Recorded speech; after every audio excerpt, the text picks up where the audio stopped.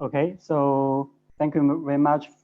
Thanks to all the organizers and thank you very much, James. Thank you for your invitation. And uh, and today I'm going to talk about the stochastic Cucker-Smale model about the collision avoidance and flocking. So this is a recent work just before it is finished just before I came to Lisbon in September. So it's joined with Zhang Xiongtao. He's a young professor in Wuhan. So you know, so I'm not going to go deep into the proofs. I mean, I will just tell you a story about this model and show you some results of us or other authors. So let's get started. Okay, here are contents. Firstly, I will briefly introduce the SAS model, the Cucker-Smale model, and then I'll formulate the stochastic SAS model, and then I will show you the well-postedness and the collision avoidance of this model, and then I'll show some flocking results, mainly on two cases. The first case is a constant noise intensity, and the second is a square integrable noise intensity. And finally, a limited list of reference and a brief summary. So the first part is the introduction to the SAS model. So I'll introduce you the Cucker-Smale model briefly. And this model is actually aimed to characterize the collective behavior. So what is a collective behavior? It's like the flock of birds, the swarm of fish, the synchronization of fireflies, and the formation of unmanned aerial vehicles, the so-called UAV, right? So maybe you guys have played with UAVs as a toy, right? So I just find two pictures from Google. There are lots of pictures of the collective behavior in Google. So I just choose two most beautiful one. The first one is a flock of birds. So, and the second one is a swarm of fish. I think they are beautiful picture, right? So, and actually there are several models to characterize the collective behavior. And they are the so-called multi-agent systems, like the Cucker-Smale model that I will talk about, and the Winfrey model, and the Kuramoto model, and various generalization of them. So I think the Cucker-Smale model is the most famous one. So that's why we study this model in this topic. So and there are many mathematical problems arise when people study those models, like the collision avoidance, the flocking, the multi-cluster formation, the mean field limit, the hydrodynamic limit, the random environment, and so on. So in this talk, I will only focus on the first two and the last problems, right? That is the collision avoidance and the flocking in random environment. And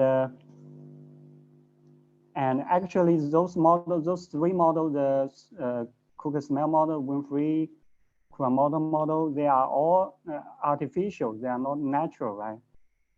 I mean, we never know if there are some equations in the brains of fish or in the brains of birds. We never know that. God may know that, but we never know, right? So these models are all artificial. They are not natural. So the SAS model was firstly introduced by F. Cucker and S. Smale in 2007 when they studied the flocks of birds. The model is looks like this form, and okay, the second author, the S. Smale is Stephen Smale, who is a Fields medalist, and he partially solved the Poincare conjecture. I think yeah, I think he's right. He's a Fields medalist. So okay, that's why I think this model is a famous one over those three models, because the author is a Fields medalist, right? So before I explain each term in this model, I just show you guys a short demo, which was found in YouTube. Yeah, I just find this demo in YouTube, so I'll show it to you.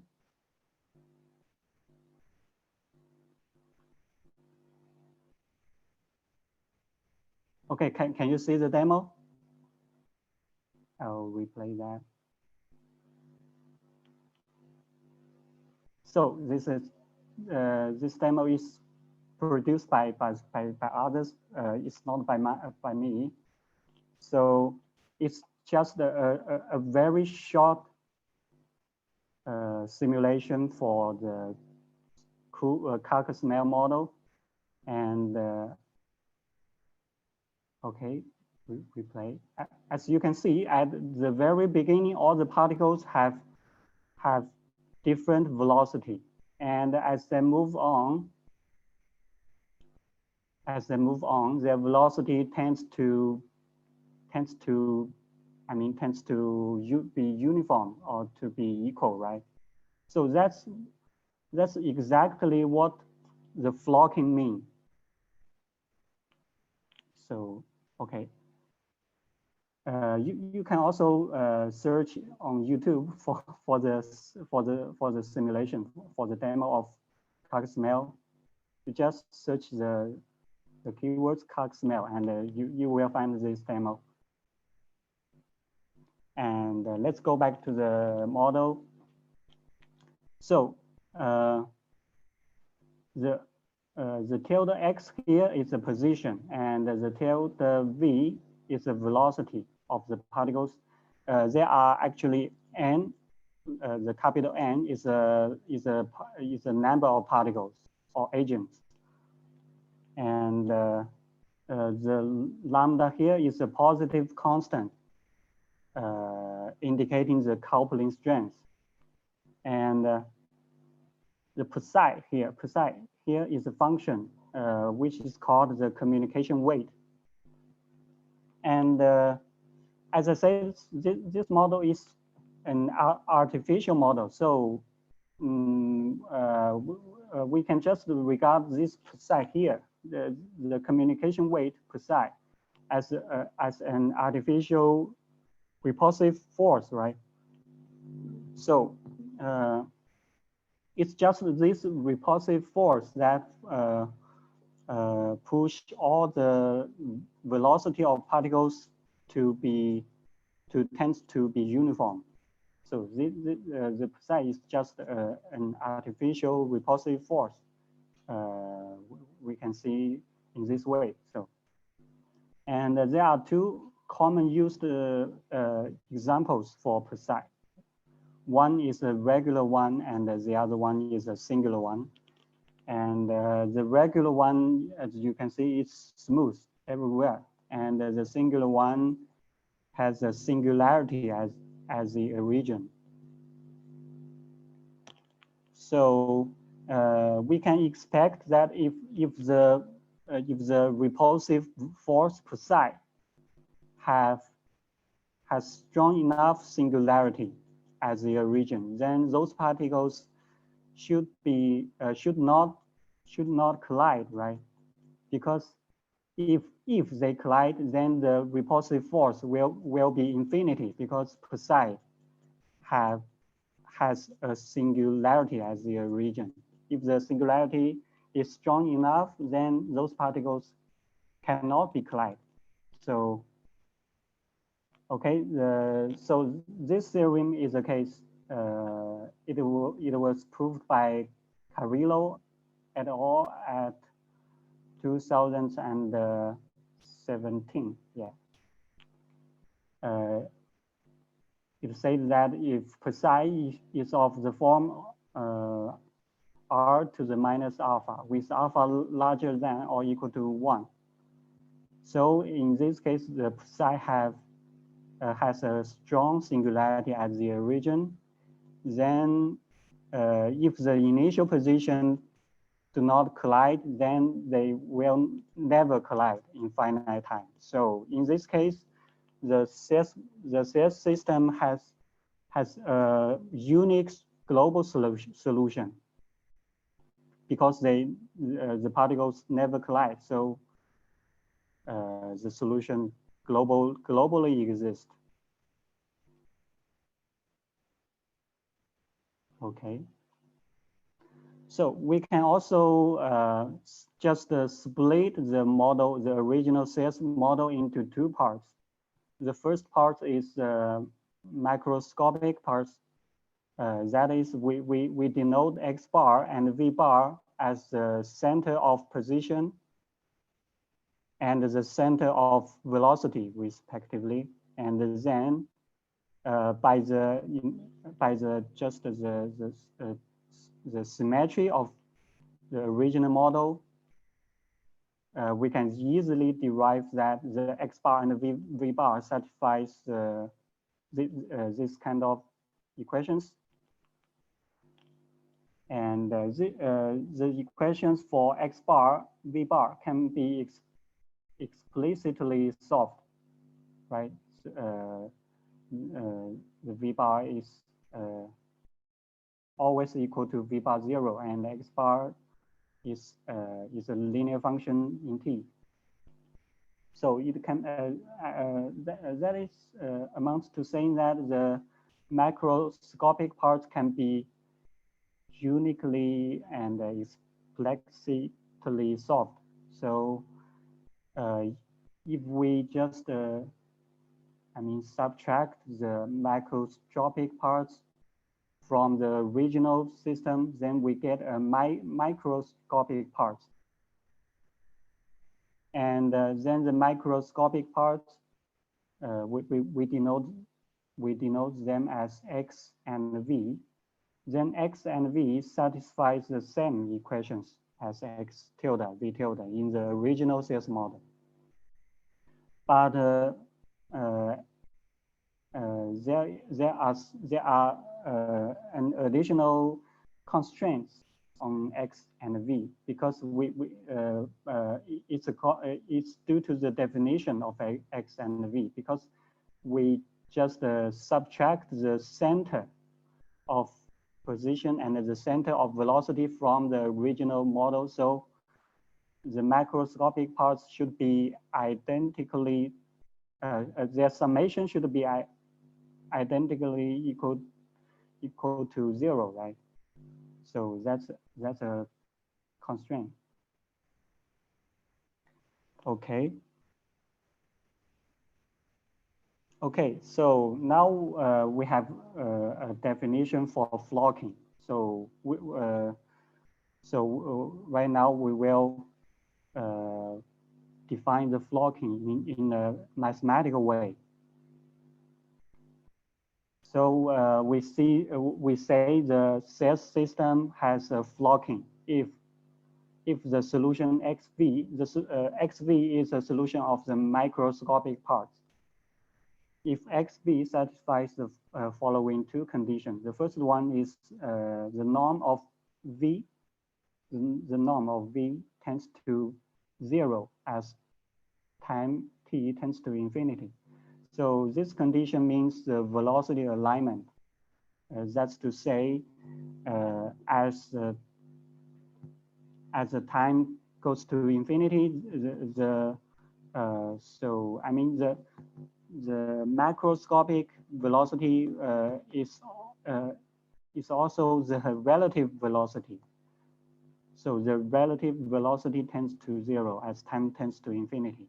So that's what exactly the velocity alignment means. And the second one is aggregation condition. It's that as the time goes to infinity, the relative position remain uniformly bounded. They will not spread out. They just remains in the bounded domain uniformly. The relative position. So that's the so-called aggregation. Okay. So after we define the flocking, then Ha and Liu. Actually, the definition of flocking is formulated by these two authors, Ha and Liu. The first one is a Korean, and the second one is a Chinese. In 2009, they proved a flocking result for the deterministic SAS model. If the communication weight is always larger than 0, and if this condition one here, this condition is related to the initial data, the x0 and v0.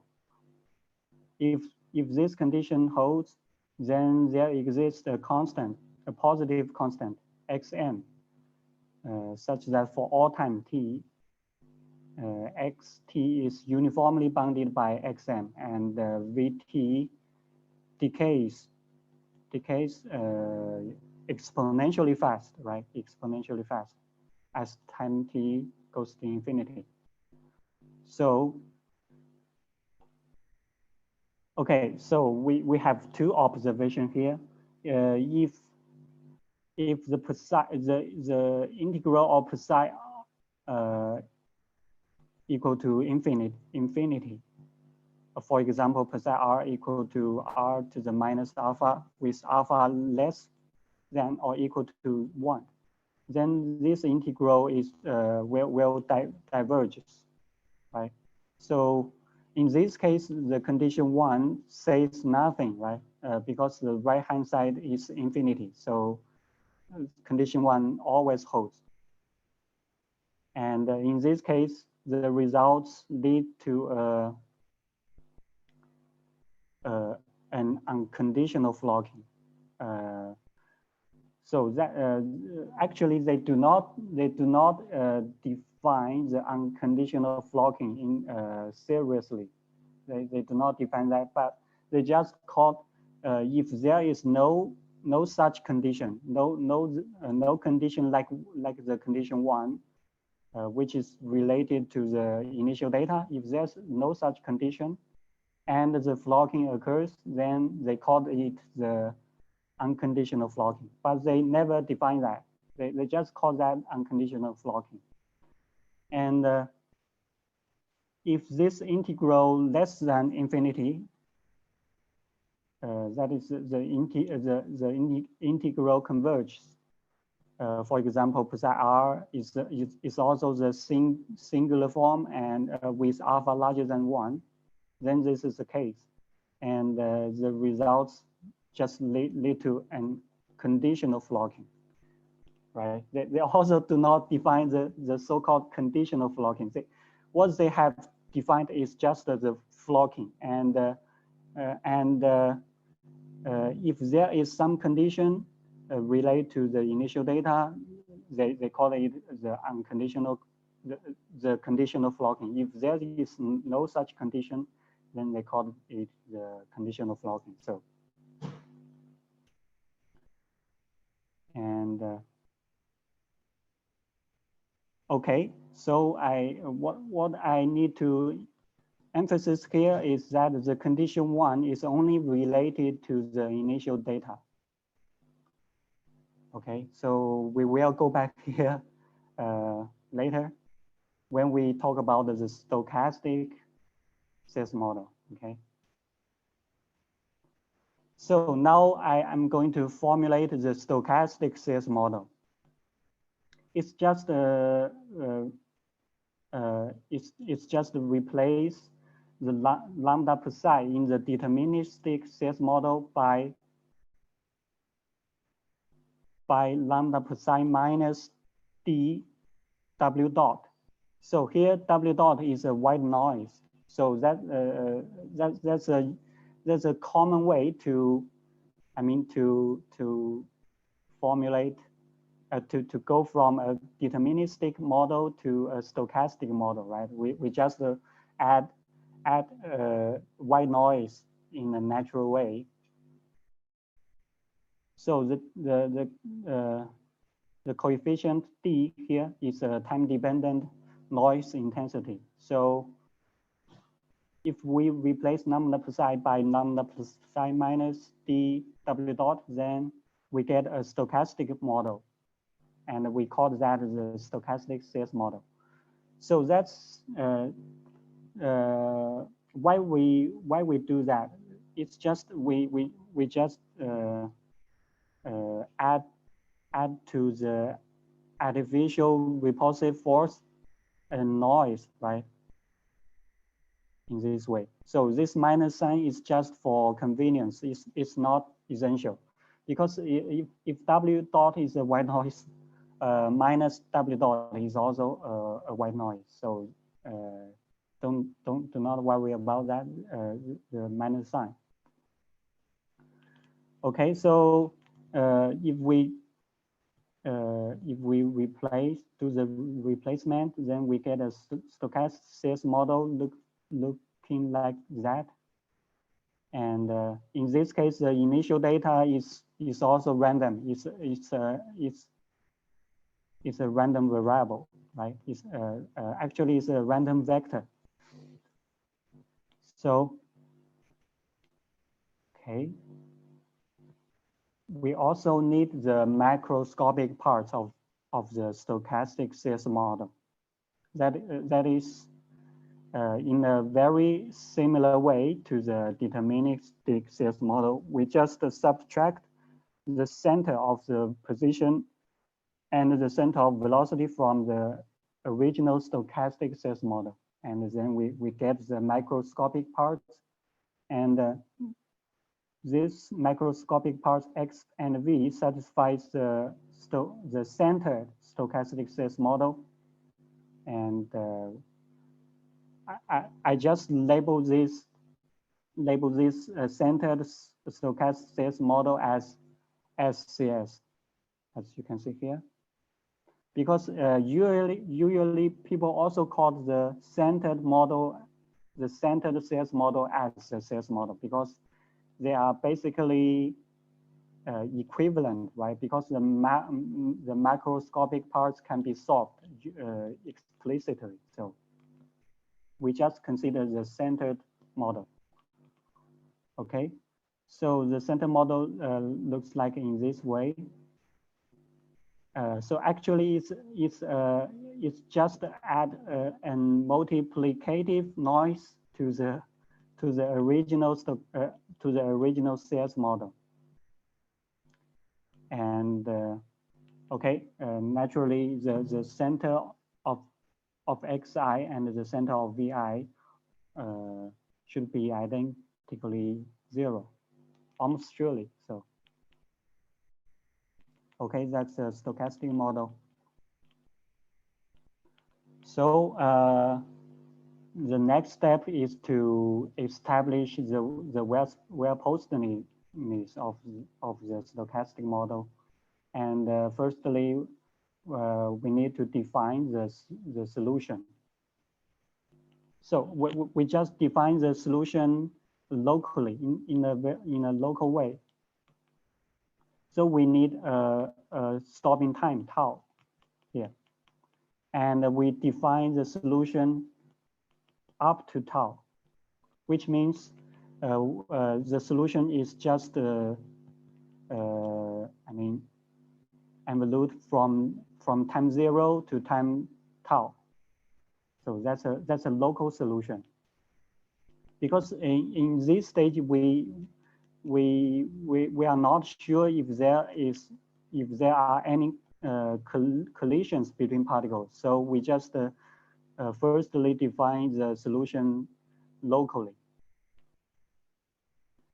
So what is means the local solution up to stopping time is it needs to satisfy 3 conditions. The first one is there exists a sequence of stopping time tau n, which is increasing to tau. And then if the time tau, so we can regard the time tau as the maximal existing interval, right? In a similar way as a well-postedness theory of ODEs or PDEs. So if tau less than if tau is small than infinity, then tau n should be strictly less than tau. And then for each n, and the stochastic SAS model holds in integral in the form of integral equation over each interval 0 to tau n. So that's a equation. It's actually an integral equation. So, and as soon as we define the local solution, we just establish the local well-postedness like this. So we will only need the psi to be a local Lipschitz function defined on the open interval 0 to infinity. So this means we do not need the psi has definition as the origin, because we may allow the collision, and we just need this local solution before the first collision. So we just need the definition of psi over the interval 0 to infinity, the open interval. So if this psi is local Lipschitz, and it has and the psi is bounded from below, then there exists a global exists a unique stopping time tau star larger than 0, and a strong solution xv up to tau star, and such that the following the infimum limit holds. So as you can see, the infimum limit indicates that the particles will collide at the time tau star, right? Because as time t goes to tau star, their position goes to 0. The relative position goes to 0. So I mean, actually, we can just regard the time, the random time tau star as the first collision time, and the uniqueness holds in the sense of if yu is another solution up to another stopping time sigma, then sigma must less than or equal to tau star, and yu must coincide with xv on the interval 0 to sigma. So that's a formulation of the uniqueness. And so actually this local well-postedness was established in the very general framework of SDEs, of the well-postedness theory of SDEs. So it do not need any dynamics of the system. It do not need the exact dynamics of the system. But in the next lemma, we do need the exact dynamics of the system, because in this lemma we proved that there is no oscillation, which means we can just strengthen the infinite limit to the limit, right? Which means when the particle when two particles tend to collide, they will never collide with oscillations. They just collide smoothly. There is no oscillation, because the limit infimum can be right as a limit. So that's what this lemmas say. So in this lemma, we do need the exact dynamics of the stochastic system.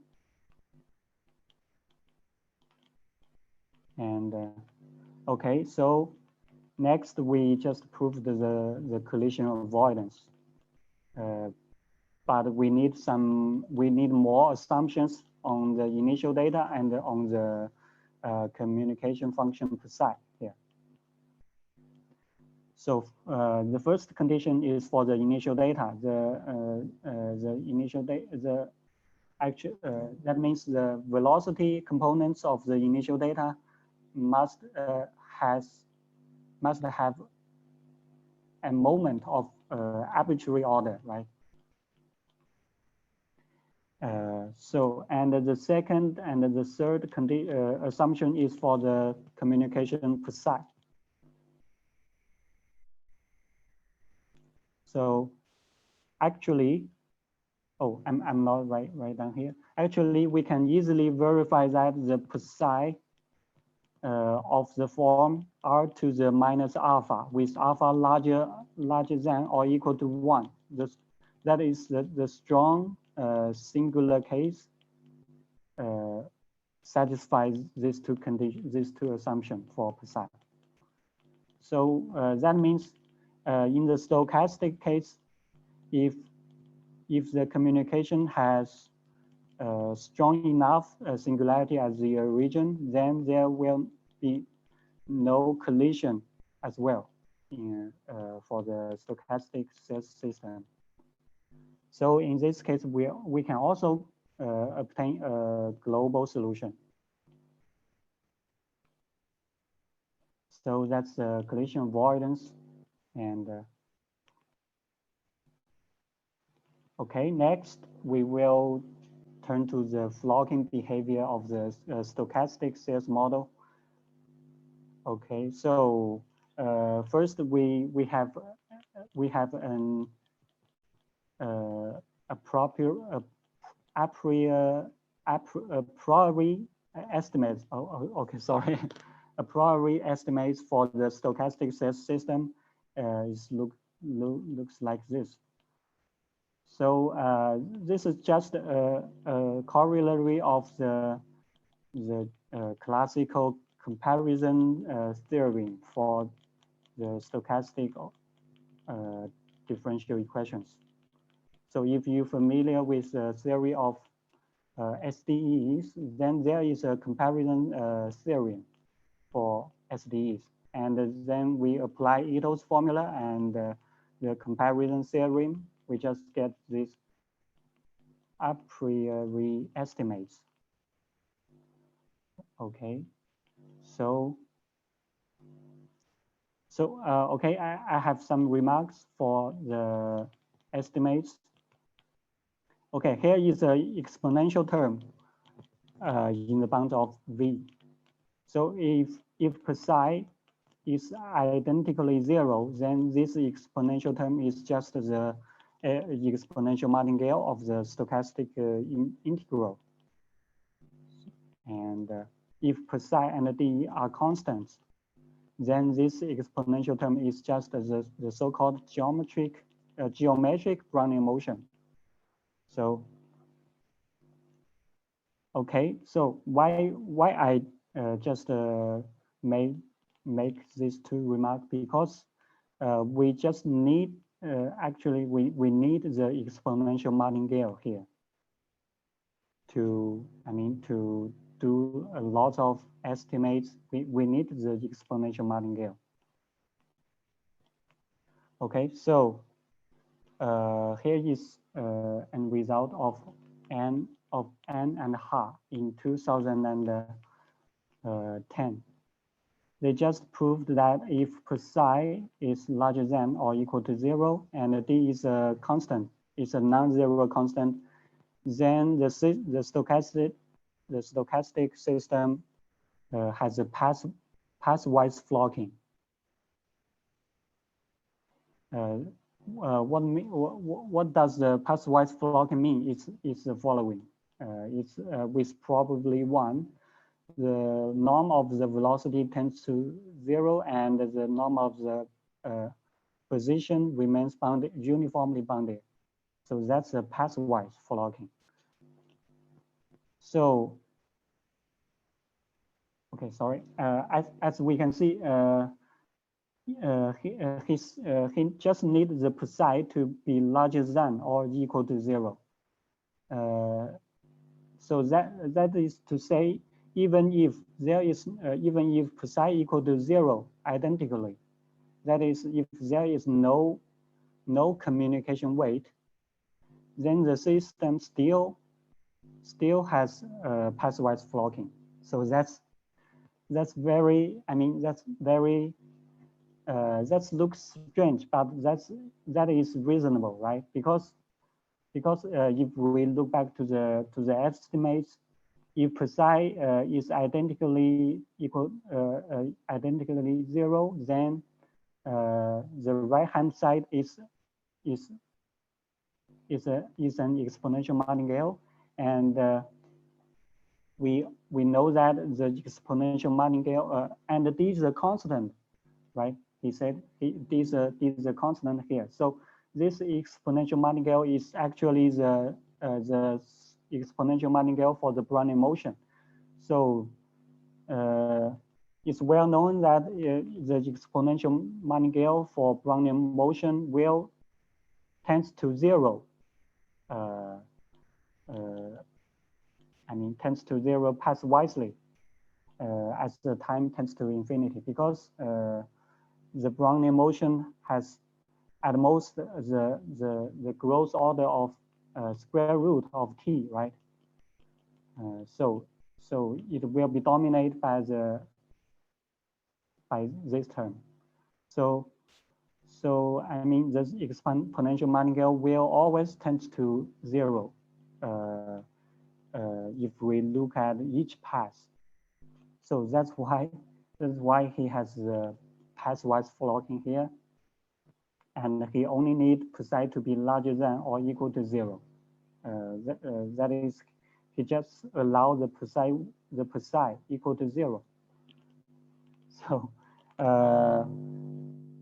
so that's why we just thought that this kind of description for the flocking is not a good description for the stochastic case, because even if the communication is identically zero. There is always pathwise flocking. So we just thought that it's not a good characterization to the flocking behavior for the stochastic case.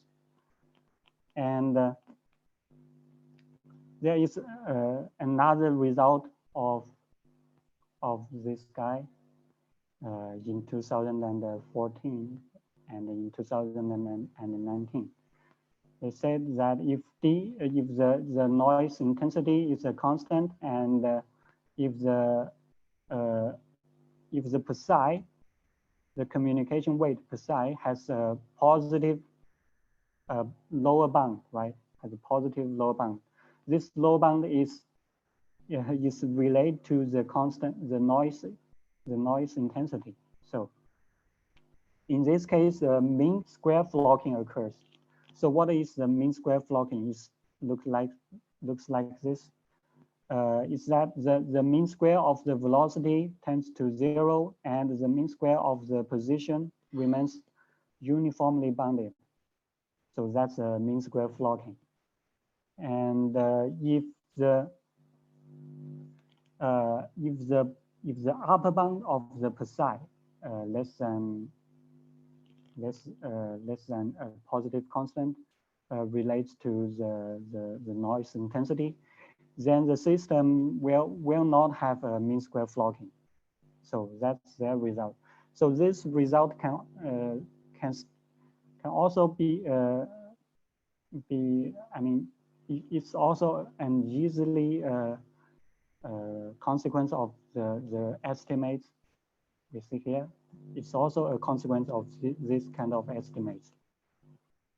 So if you check directly to the mean square, and you write down the mean square, and you can get the mean square flocking and the non mean square flocking here. So at this time, there is no conditional flocking. There is, I mean, this result is for the pathwise flocking always exists. So it is always unconditional flocking, right? And this result is either unconditional flocking or non-flocking. So there till now there is no conditional flocking phenomenon for the stochastic SAS model. And then what we do is we define the flocking in another way. That is in the sense of expectation. So we call that the flocking in mean. So which means the expectation of the velocity tends to zero. That's the velocity alignment condition, and the expectation of the position remains uniformly bounded in time. That's the aggregation. So, and why we define in this way? Because the reason is if we use this kind of definition, then we will find some conditional flocking behavior for this system. So so that's a intuition. And sorry, and okay, and we just define the conditional flocking in mean in a mathematical way. We just define this conditional flocking seriously, because as I said, there is no one define the conditional flocking seriously, right? Because they just said if you have a condition for the initial data, then you can get a flocking, then you say that's the conditional flocking. But in the stochastic case, the condition for the initial events, for the initial data should be an event, right? Be a random event. So we just take an event from these two sigma algebras or sigma fields. So this first sigma field F0 is contains all the information of the initial data, and the second sigma field, the FW infinity. Here W is a noise, is a Brownian motion. So FW infinity is a sigma field, contains all the information of the noise. So we just take the event, an event A in those two sigma fields, and we need naturally this event has a non-zero probability, and we say the stochastic CS system has a flocking in mean, but conditioning on the event A. So that's a conditional flocking, right? And if the solution satisfies the two conditions, the first one is a conditional velocity alignment. That's a conditional, so this is a conditional expectation of the velocity with respect to the event A. If this conditional conditional expectation tends to 0, then we call that the conditional velocity alignment. And if the conditional expectation of the position remains bounded uniformly in time, then we call that the conditional aggregation. And if both of these conditions satisfies, then we call that the conditional flocking given the event A, right? So okay, here I have a remark for the assumption A belongs to those two sigma fields. So this is actually due to the principle of causality of dynamical system or stochastic dynamic system. So I mean, if you're familiar with the theory of the strong solution of SDEs, then there is a principle of causality, which says that we just regard the stochastic differential equation as a black box, and we regard the initial data and the noise as the input of this black box, and we regard the strong solution of this SDE as an output of this black box. So that's a principle of causality. So if we need some condition to get a flocking, then this condition should be naturally relates to the input, that is relates to the initial data and the noise. So that's why we just take the event A in those two sigma fields. So so we just define those two kind of flocking in mean. The first is unconditional flocking in mean, and the second is a conditional flocking in mean. And as soon as I define this flocking behavior, and then we can do a lot of stochastic analysis, and we can get a lot of flocking result for the stochastic CS system. Okay, so okay, the first one is this one. It's for the communication of which has a positive lower bound. In this case, the flocking in mean occurs exponentially fast. So this is a directly consequence of those a priori estimates. So, and the second result is a conditional flocking for constant noise intensity, and which means if the initial data, if the initial position have a finite expectation, finite moment, and the precise star is a okay, precise star as a function of R is defined here. It's an infimum of psi over 0 to r. So, okay. So, and we need the psi, the communication psi, satisfy the following asymptotic property, that is the psi star r times r to the beta tends to infinity as time tends to infinity. And we define an event in those two sigma fields like this. So A equal to this long term, and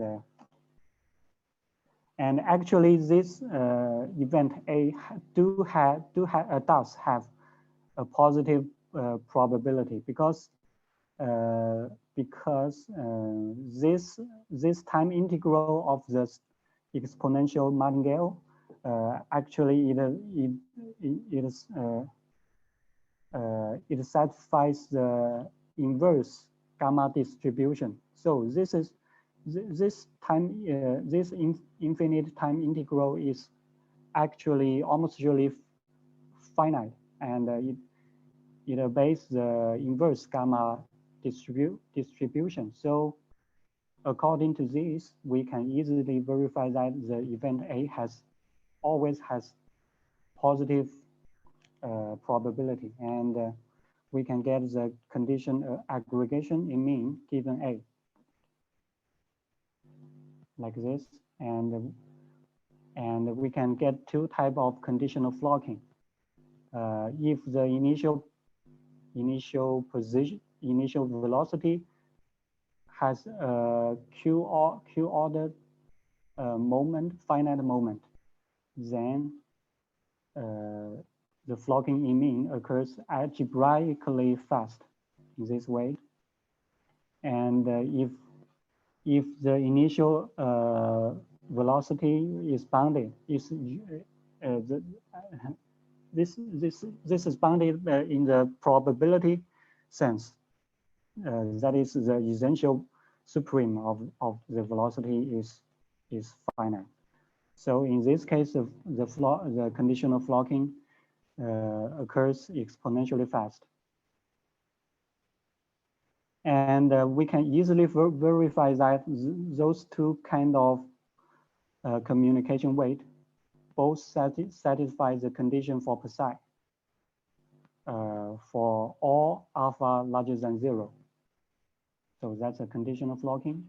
And I think I do not have much time, and I will be quick a little bit. And this is an unconditional flocking result for the constant noise intensity, and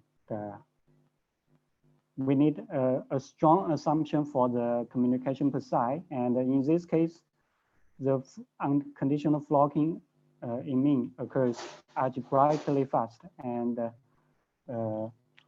a typical example for the psi to satisfy this condition is of the logarithm form like this for all alpha larger than 0 and less than 1. Okay. So the next result is the unconditional flocking for square integrable noise intensity. So if the noise intensity is square integrable, then as the time goes to 0, the noise will tend to vanishing, right? Because the intensity is in square integrable, so the noise will tend to vanishing. And in this case, we can get the unconditional flocking. And a typical example for the psi to satisfy this condition is of these two forms with alpha less than 1/3. And okay, the final result is unconditional flocking for those two typical communication weights. That is the psi r equal to r to the minus alpha, and the psi, the regular one in this way. And we need alpha and q to satisfy this kind of condition. then the unconditional flocking occurs. Okay, so, okay. Okay, this is a limited list of references. So all of these references are mentioned in my talk. And okay, this is a brief summary for this talk. So firstly, we just introduced from the SAS model to the stochastic SAS model, and we established the wear pulse needs, the local wear pulse needs, and the collision avoidance for the singular SAS model, actually, the stochastic singular SAS model.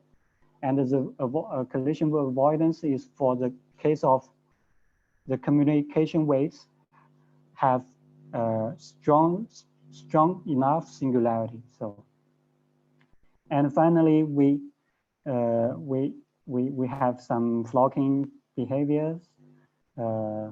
We define the conditional and unconditional flocking in mean, and then we establish those flocking for constant intensity or square integrable intensity.